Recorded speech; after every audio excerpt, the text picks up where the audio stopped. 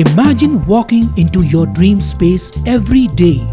We bring your vision to life and create spaces that inspire. So design your dream and live your best life. Discover the art of modern living with Spacecraft Interiors. Your space, our craft. Daily page Ulhasnagar, हमारी खबरें हमारी पहचान। बिना permission के ढोल ताशे बजाकर rally के साथ गणेश मूर्ति का आगमन करने वाले गणेश मंडलों की खैर नहीं।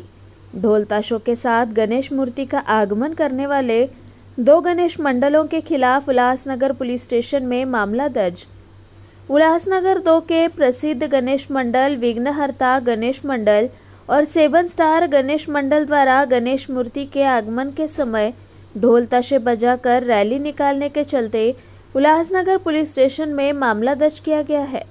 गणेश मंडलों द्वारा बिना परवानगी के रैली निकालकर ट्रैफिक जाम कर पुलिस द्वारा जारी किए गए नियमों का उल्लंघन किया गया है, जिसके चलते पुलिस उपायुक्त सचिन गोरे ने कहा कि गणेश मंडलों द्वारा गणेश मूर्ति के आगमन और विसर्जन की परमिशन लेकर यह कार्य करना अनिवार्य है। साथ ही यह भी कहा गया कि शहर में ध्वनि प्रदूषण ना हो, इसका भी ख्याल रखा जाए, अन्यथा ऐसे गणेश मंडलों पर कार्रवाई की जाएगी।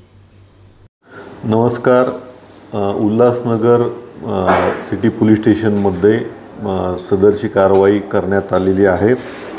यामध्ये विघ्नहर्ता गणेश मंडळ आणि 7 स्टार गणेश मंडळ यांनी कोणतीही परमिशन न घेता रस्त्यावर मिरवणूक काढणे व रहदारीला अडथळा निर्माण करणे, तसेच ज्या ध्वनी मर्यादेचे जे मानक आहेत त्याचं उल्लंघन करणे, या अनुषंगाने काल उल्हासनगर पोलीस स्टेशनमध्ये 2 गुन्हे दाखल करण्यात आलेले आहेत। यातील जे आयोजक मंडळ आहे यांना यामध्ये कारवाई करण्यात आलेली आहे।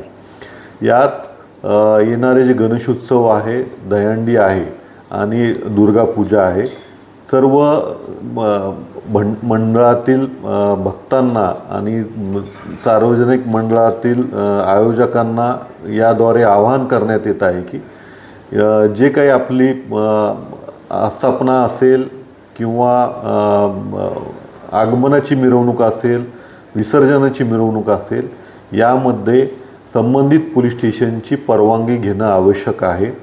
त्यानंतर आपली जी काही मिरवणूक असेल त्यामध्ये सार्वजनिक रहदारीला जास्त अडथळा येणार नाही आणि ध्वनी प्रदूषणाच्या मानकांचे सर्व पालन केले जाईल, याची खबरदारी घेऊनच संबंधित कारवाई करावी। अन्यथा जे प्रचलित नियम आहेत, कायदे आहेत, त्यानुसार त्यांच्यावरती कारवाई करण्यात येईल, याची सर्वांनी नोंद घ्यावी।